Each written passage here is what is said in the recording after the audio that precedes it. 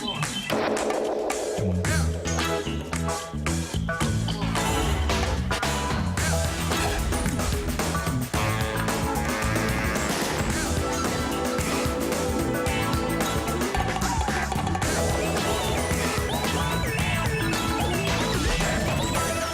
on the new Inventors, a way of turning your computer into a fish tank, something that'll get more hospital patients up and walking, and Lego for grown-ups.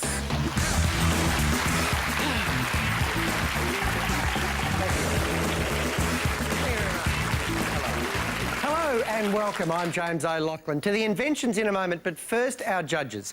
On our panel tonight is an agricultural scientist who once exercised the dual Melbourne Cup winning racehorse Think Big, Chris Russell, designer and former singer in a 70s covers band, Sally Dominks, and a futurist and author who's also writing an opera, Mark Pesce. Welcome all. Thank you for coming in.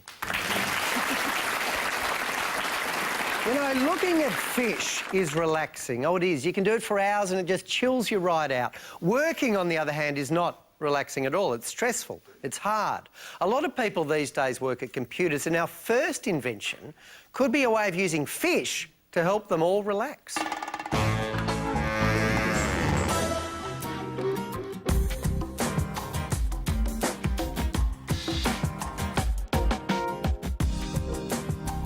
Working in an office all day can make you feel disconnected from living things. And personally, I don't feel like I spend enough time with Wanda. So, I've come up with a way of seeing her all the time.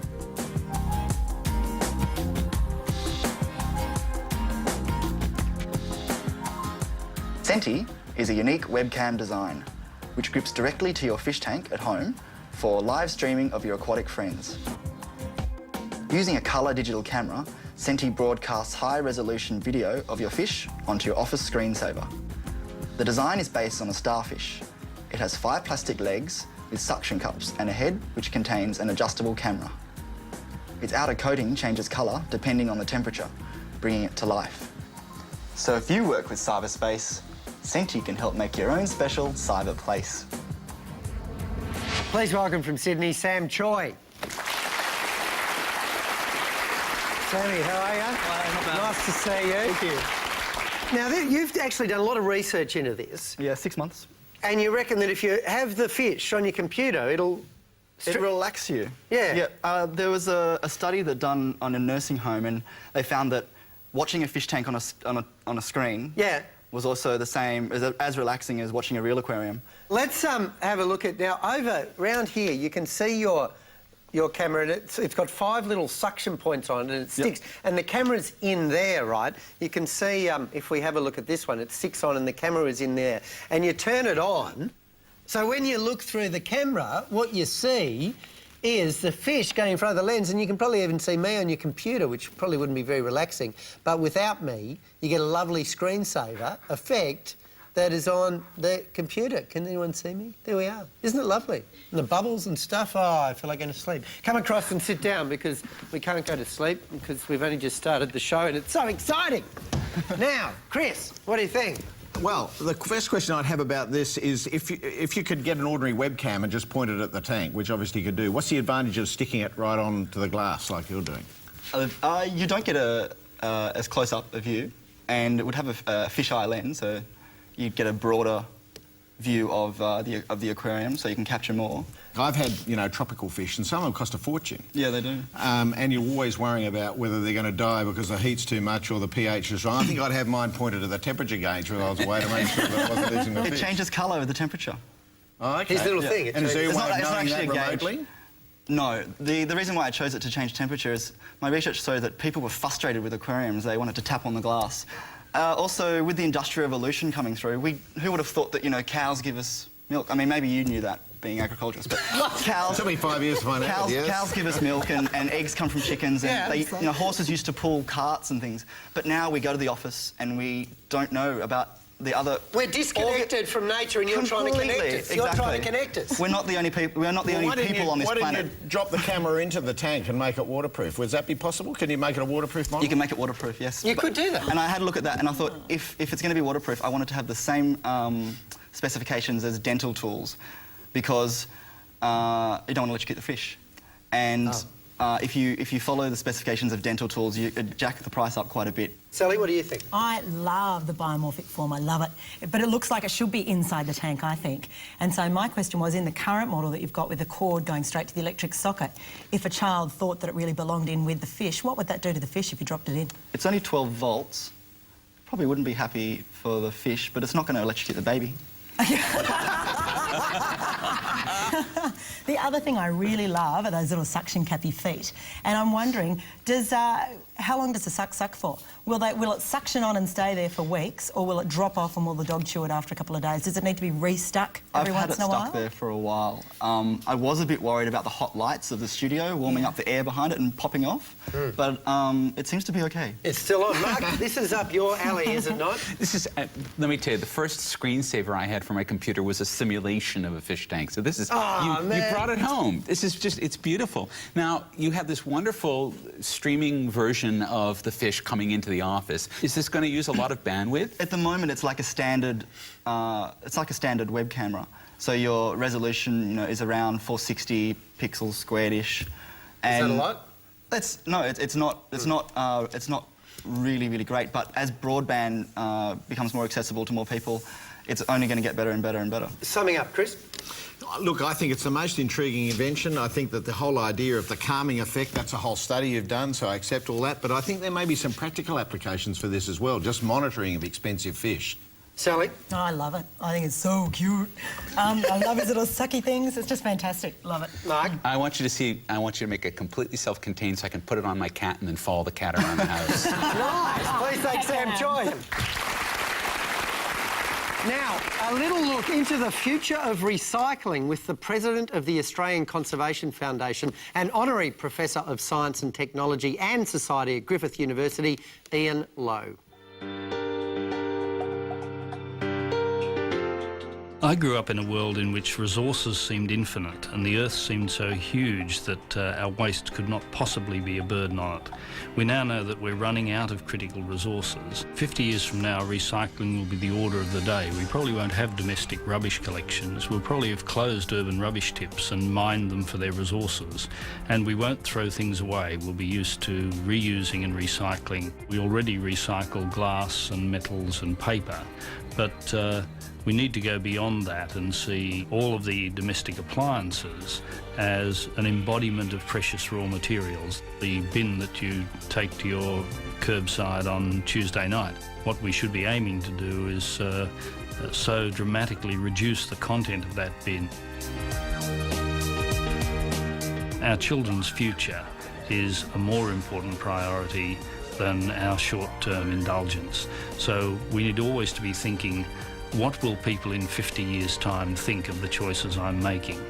We need to recognise that this earth is the only home we have and the only home we'll ever have, and learn to live within the limits of the natural systems of this small and beautiful planet. Look, if you're an inventor, we'd love to hear from you. I'm not just saying that, we really would. Come on the show. To get an application form, go to our website. It's at abc.net.au/newinventors, or you can write to us at GPO Box 9994 or send us a fax 02 833 2651. Still to come, an invention that will allow you to build furniture even if you're as handy as a foot, and the story of how the donut got its hole. Before we get to them, even when you're sick in hospital, it's important to still get up and go for a bit of a walk if you can. It's good for you. But if you're hooked up to a whole lot of tubes and things, it's not easy. So that's why our second inventor tonight, who's a nurse, invented this.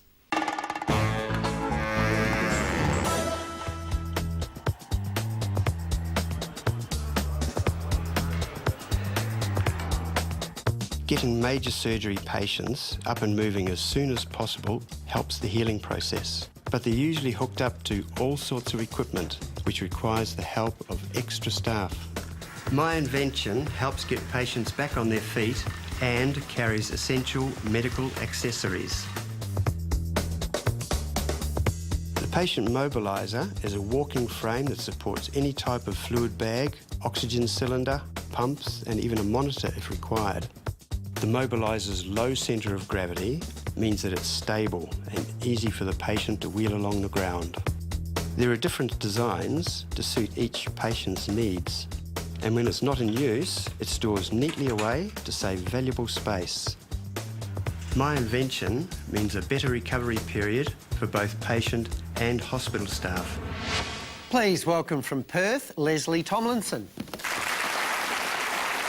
Hi, Leslie. Now, someone who works on the show actually was at a hospital a couple of weeks ago and they saw someone wheeling an IV tube around and it got away from them on a gutter and it went over and they went over with it. So you as a nurse, I guess, things like that are why you invented this, is that right? Oh, yeah, quite. Yeah, that is a big problem, the instability of the standard IV pipe. And I guess if it needs a lot of people to sort of escort people round, sometimes with shortages you actually can't get people out of bed as much as you want. Yeah, with mobilising, you actually get better. You know, you actually. So you want to make it as easy as possible. And as often as possible. So what this is, it's two IV tubes. Yep. And then moving down here, it's effectively a Zimmer frame, a walking frame. And then down here you've got space for oxygen tanks and the like. Yep. And over there we've got the sort of at-home model. But I want to take this one for a bit of a walk. And obviously you wouldn't be running with it. Is there any... But it's, you know, it's not... it doesn't feel like it's going to get away from you, I guess. Is there any danger of that happening? No, it's very, very stable because it's got such a low centre of gravity. Yeah. It really sticks to the ground. It's as stable as. Come and sit down. Yeah. How much will it cost? Is it about under $1,000, a few $100? It's under $1,000. Yeah. Still working on the price thing. Probably about $800 for the stainless steel, $600 for the powder-coated mild steel. I know you've got a couple of hospitals interested in doing trials. Sally, what do you think? Yeah, Leslie, I would think that nurses would love this integration of the walking frame and that wobbly pole. Have you looked at the ergonomics of the nurses bending over to put everything together on it, as well as the patient leaning on it? That's one of the principles of its actual manufacture. If you notice, the pumps are actually set down and at 45 degrees. Right. If you're nursing and you want to lower the centre of gravity, you put a pump down which is upright, and you have to bend down, and it just doesn't work. You'd end up, do that 6 times a day, and your back is gone. What about the combination of quite a heavy pack of equipment and a weak patient? Is it possible that on a slight slope you could get a runaway one of these? Do you have an emergency brake or a panic button that you can press to brake the machine and stop it from flying off? It's actually got brakes, but if you're going on it very rarely, foot brakes, they're foot brakes. Yeah. If you're going, say transporting a patient that's going down a ramp or something, they wouldn't be doing it by themselves anyway. This is for hospital use. Right. There is a home use one, which will have bigger wheels, and you'll have handbrakes. We look at handbrakes. No, not necessarily. No, I think handbrakes are. You get them on all sorts of walkers, and you talk to people who have handbrakes on they never use them. Mark, what do you reckon? Well, I'm really interested in the home model. It seems like that's going to be a real innovation. Is there anything like this for the home already? There isn't really, because you get a lot of patients that are they stay in the hospital for an extra week because they've got, say, oxygen and maybe one other, an IV or nasogastric feed or something. Just because they've got a combination of two, they can't go home. Is this also going to help them, probably even on their own, get out of bed earlier? Much easier. A lot of patients who actually want to get up and go post-major surgery initially have to be assisted quite a lot. OK, Chris? What about the different size and weight of the people that are going to use it? Tall, short, big, bent over, hunchback, whatever. How do you adjust it for that? They're all fully adjustable. So they have rails and go up and down? Yeah, they go up and down. And you've got different types of handles too, have you? And you've got the gutter frame. For someone who's really, quite dependent, a lot of pain, they need to really support their upper frame, and so that'll take all the weight. Are you intending that someone who needs the mobility with all this is going to do it on their own, or will they always have someone with them? No, on their own. Summing up, Sally? Really thoughtful, really useful, and I think the way it stacks and nests into each other is really good too. Fantastic. Mark? I think this is going to be huge in the home market because people will be older and more chronically ill, and this will be something that will give them an enormous amount of quality of life. And Chris? Yes, and I think that it's a permanent station that can sit beside the bed when they're in the bed, and then they get out of the bed and off they go with their mobile station. And so you've thought it through well, and obviously it comes from the experience. Well done. Good on you, Leslie. Thanks for coming in. Please thank Leslie Tomlinson. Thanks very much. So, the big question for tonight, how did the donut get its hole?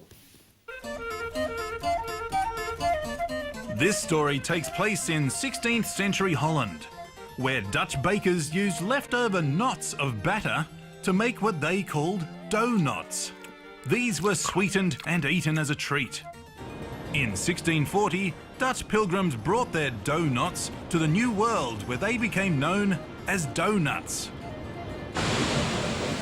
Then, in 1847, on a stormy sea, a sea captain called Hanson Gregory was having trouble holding onto his doughnut. In a sudden bolt of inspiration, he punctured a hole in the dough and created a worldwide junk food phenomena.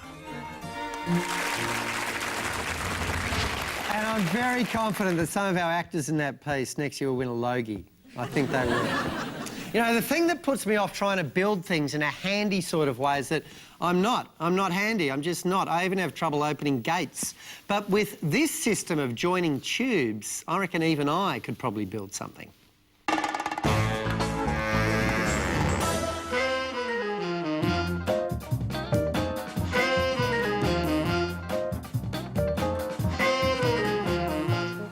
I want to find a better way to connect this without welding and without using screws. If you're like me and lacking construction skills, my invention helps you to do this and much more.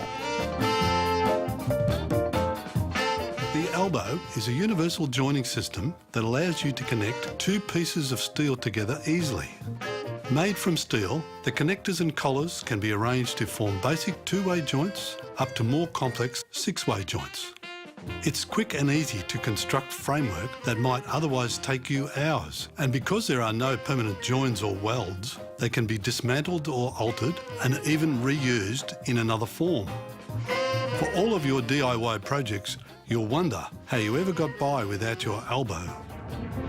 Please welcome from Strathfield Say, just out of Bendigo in Victoria, Len Williams. Hey, Len. Thank you for coming in. Thank you. You were building something in the bush and it wasn't working and you thought, it must be something else. I thought there must be a better way to put these sort of items together. Yeah. So I tried a few experiments and I come up, this is the best solution. And basically it can replace, you know, welding, I guess, which would make... can I build something? Go ahead. Yeah. All right, good. So you can just make a little right angle joint like that. Yep. And there you go. That's one of your building blocks, right? That's right. And then if you want to make it a bit more complicated, well, you better do it. Okay. All right. So we could now make a three-dimensional joint by using the collar and another one of the L-shaped things. Yeah. We can just attach that on that now. Right. Oh, that one goes in there. And now we can... Get another one from over there. And we can keep going up. And that goes... And then you can build whatever... And what, you'd sort of screw them together just to make it a bit more solid? If you wanted to, yeah. Some instances you wouldn't need to do that, but yes. You've made benches and shelves and hothouses, and over there you've made a sort of some shelving, and you can see when we hone in that there's a sort of a joint there and how the joints work when it's screwed together. But that's pretty solid, isn't it? Very solid, yeah. Come and sit down. It's not. How shall I say this, Len? It's not beautiful. Like if you open your front door and got the guests in, you wouldn't want the coffee table to be made out of. No. Is that a fair comment? That is, yeah. I've designed it for the do-it-yourselfer, someone that wants to go out into his shed. Yeah. It's not a glamorous, but it's strong, very versatile and universal system. Mark, what do you reckon? Len, welcome. I think this is just brilliant. I'm wondering now, I'm a person who's seized with a lot of ideas to build things, but I have no mechanical aptitude with metal. How would I get started? You don't need to weld, that's one of the main things. And yes, it's quite easy to try an idea and then tap it apart and try something else. Right. And let's say I get good at making simple things like tables and whatnot, and I want to make something fancier. Do I need to be able to sort of draw that all out on a piece of paper first and get very sort of precise with it? Or can I really just play with these? I like to think that you could just play with it. You would get a bit of experience by trying one or two ideas first, and then there's no problem just tapping it apart and thinking, will I have it this way? Will I have it a little bit longer? This way, a bit shorter, or whatever. You can really think with the material then. Yeah, it's a bit like a building block. Chris? Yeah. The ingenuity of this is that those two bits do so many things. Yeah. I mean, you've had, 14 different joints you need to do it in other ways. But how many times can you actually reuse? I mean, this is quite tough pushing this on now, so that'll grip, I'm sure, quite well. But how many times can you reuse it before it starts losing its it starts becoming very wobbly and not really holding? I don't know, you could probably use it half a dozen times, but then all you would need to do is buy another collar. And the collar piece is only the $2 piece. It's not a big cost difference. And if you're using powder-coated material like this, which is powder-coated to stop it corroding and so on, by the time you've driven it through there a few times, I mean, the powder coating is going to be gone. So is it really suitable for that, or are you better off using just straight aluminium extrusion or stainless steel or something? If you wanted to look nice, I would use probably powder coating, and you're probably not going to use the powder coating one very often. You would only use maybe that one once. If it's one that you're going to use regularly, you'd probably just use plain galvanised steel. Sally, what do you think? Yeah, well, and I've noticed on your version over there that you've got screws going through the collar. Yeah. So I'm wondering, if you've got the real do-it-yourselfer like Mark here, could you pre-screw holes in it so that it makes it really foolproof? I wouldn't want to pre-screw the hole because you wouldn't know exactly where the alignment would be. When you tap the collar back over, there's no exact spot that the collar will come to. Righto. So if you pre-drew the hole, it'd be fiddly to find the exact hole spot. It's best to tap it together, then when you're happy, then put the screws in to make it permanent afterwards. I think this would be a fantastic toy if this was lightweight and it's the ultimate puzzle because you can put it together so many different ways. Maybe a smaller version. Would you consider doing complete, like the same design but, you know, a lightweight, a plastic or something and actually having a system like a Meccano system for kids? Certainly worth looking at, yeah. Could look at this. Hey. That's some market we're talking there. Summing up, Mark. Yeah, this is really nice because it allows me to think and play in metal, which is something I haven't been able to do before. Well done. Chris? Yeah, when I first saw this, I thought, I think I've seen this before, but that's never been done with just 2 bits for so many possibilities. That's the cleverness of what you've done here. So terrific. Sally? I had exactly the same reaction. I thought I can name half a dozen other systems that join things without welding. And then when I had a good hard look at it, I thought, this is fantastic. I could play with this all day. It's terrific. And she did. It's great. Please thank Glenn Williams. Thank you very much, mate. Good luck with it, mate. Tonight's winner could, at the end of this year, be named our Inventor of the Year. And if they are, they will win some potentially life-changing prizes. So, will tonight's winner be the fish tank projecting Senti, the patient mobiliser, or the new system of joining things, Elbow? Let's begin with the criteria of originality. Chris? The originality for me is probably the one I would thought would be the least original when I first looked at the 3 inventions, because the originality sort of grows on you as you work with that elbow system. Just using 2 parts, and you can build bookshelves, you can build shelving, you can build benches. I just found that to be, that whole concept was absolutely ingenious. Yeah, Sally? Yeah, same reaction. Thought it wasn't that original, played with it and thought, ooh. I see the Senti as being, putting out a fish tank is a great place to start. But once you actually start popping it around all sorts of different places, it's not so much surveillance as it is playing with being able to put a camera into any space that you want. And I think that people will get a hold of that and actually start to explore that very creatively. Well, because of the mounting. The cameras don't mount now. The whole idea behind the Senti is it's the mounting. You just go, it's up on the wall and it's there. Sally, design? Yeah, I mean, I think that the Mobiliser would have been a particularly hard one because there's so many different functions going on in that. So, you know, to have resolved that so that it's in a useful form is a pretty big thing, so... From practical engineering design, again, you know, elbows, you know, its simplicity is ingenious. All right, well, which one's going to find a market? Which one's going to sell?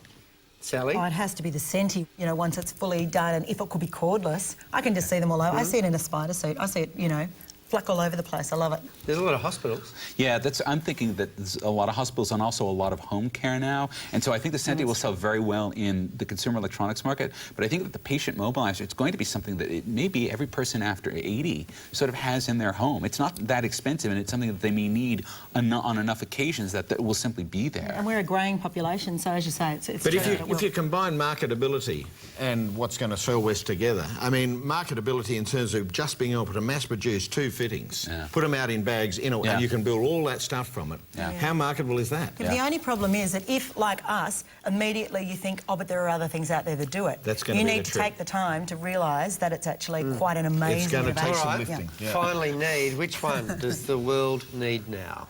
Patient mobilizer. I think that. Okay, so adding up all those different criteria and coming out somehow with a winner, Chris. On the criteria, I'm going to go for elbows. Why?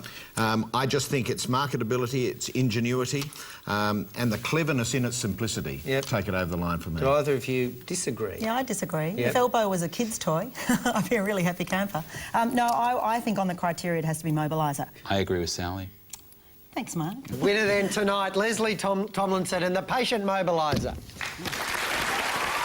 Well done, mate. Congratulations. Good on you. That's yours. Leslie is in the running to be named our Inventor of the Year. Well, what did you think? Did the judges get it right or not? If you'd like to have your say, vote for the new Inventors People's Choice Award.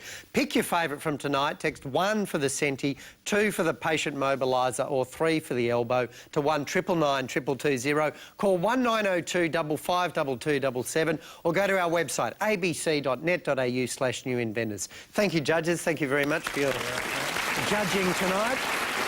But a big round of applause for the people who make the show possible, the Inventors. Thank you very much. Thank you. Oh, thank you again. Yes. All right, before we go tonight, next time you go back somewhere you used to live, remember this. There is nothing like returning to a place that remains unchanged to find the ways in which you yourself have altered. Nelson Mandela said that, so it must be good. Good night.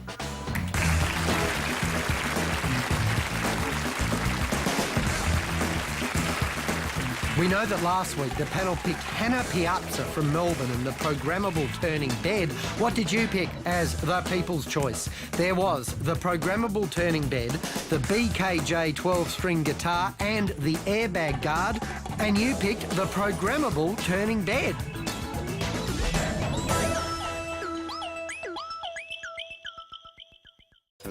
G'day, I'm Adam Hills. Coming up next on Spicks and Specs, an opera singer, an ARIA award winner, 2 comedians and a mariachi band, all sharing the same dressing room. See you in a bit. The news of the week gets a new twist from Will, Corinne and Dave tonight in the Glass House. I shouldn't say this, but I will. A woman's weakness. Won't you sleep? A city's strength. Mr. Jericho, you are marvellous. A villain's scorn. I must admit, I was anticipating a visit. Perhaps not quite so soon. I always try and be early. Starring Robert Lindsay. Jericho premieres 8:30 Sunday. Hello ABC, how can we help you? Yes, I'm wondering how the kangaroo got its name. I'm sorry? How do I get red wine out of carpet? Right. Look, I think that you just... And what happens to old mobile phones? Where do they go? Okay. I'm afraid that I'm going to have to... And lost mail. What happens to lost mail? If you have a question, this is your answer. Can We Help? The show where we piece together the puzzles of everyday life. Can We Help? Hosted by Peter Rosethorn. Premieres 6:30 Friday on ABC. Hundreds of thousands of people affected by a devastating earthquake in Java are relying on the Red Cross for medical help and essential supplies. Please help bring some relief to those affected by donating generously to the Australian Red Cross Indonesian Disaster Appeal online at www.redcross.org.au or by calling 1800 811 700 toll free.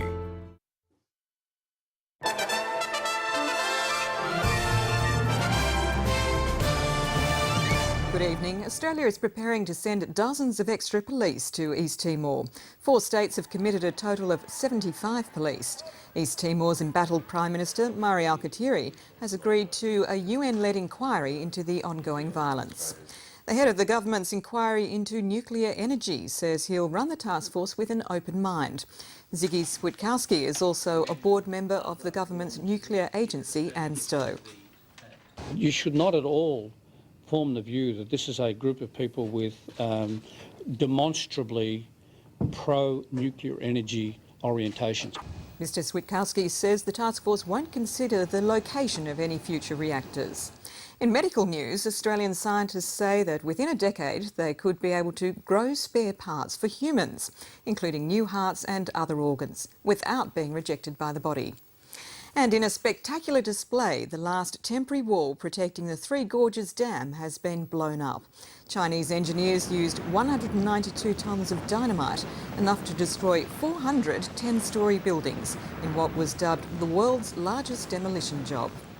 Now the weather, scattered showers about the coast north from the Illawarra, a coastal shower or two and 18 degrees for Sydney. More news in an hour. At the movies, terror on the high seas in Poseidon. I think this is going to be a very interesting night. And John Malkovich plays a con artist extraordinaire in Colour Me Kubrick. I'm not who you think I am. I didn't catch your name. Who are you? I'm Stanley Kubrick. I'm Stanley Kubrick. I'm Stanley Kubrick. At the movies, 10:05 tonight. Next week, because you asked for it, the first Enough Rope by request, and who better than the very charming Anthony LaPaglia. You may give acting away. To do what? To be on the board of Sydney FC. Worth it for the look on his face alone when his wife reminds him of being a 21-year-old virgin. That's Anthony LaPaglia by request. Enough Rope, Monday night. See you then.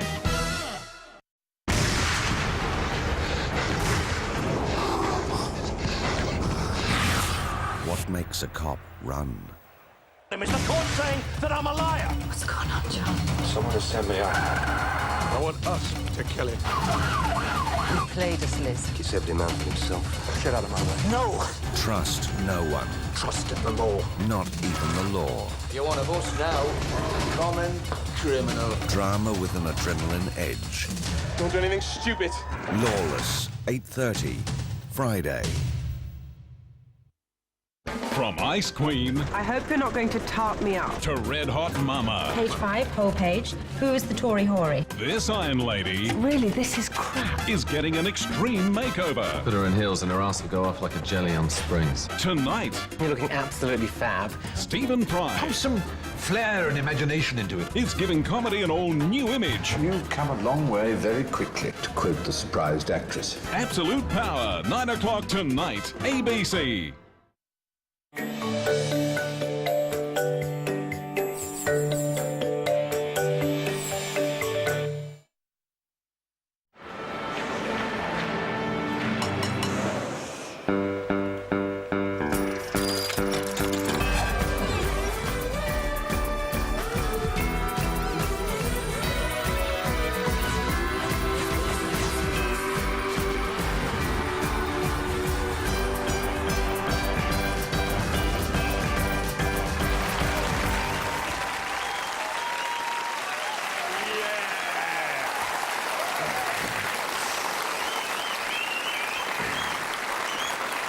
Hello, my name's Adam Hills. Welcome to Spicks and Specs, the quiz show in which two teams of music lovers slug it out over 5 gruelling rounds. Our first team captain each and every week is a man who's looking for love in all the wrong places. It's actor and comedian Alan Bro.